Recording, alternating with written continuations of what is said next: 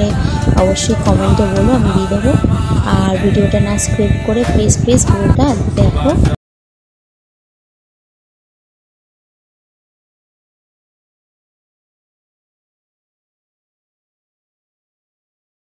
আমি আমার বোন আমরা সবাই মিলে করেছি। এটা দেখো, আমার দিদির ছেলে আমাদের সঙ্গে ছিল। তো দেখো, এবার আমি বাবাকে বেলপাতা দিয়ে দিচ্ছি।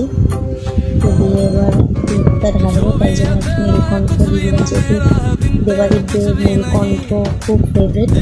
ওং নমঃ শিবায়, ওং নমঃ শিবায়, ওং নমঃ শিবায়। গাইস কেমন হয়েছে বলতে ভুলো না। আর চলো আজকে ব্লগটা এই পর্যন্ত, দেখা হবে পরবর্তী ব্লগে। সবাই খুব ভালো থেকো, সুস্থ থেকো আর সাবধানে থেকো। টাটা।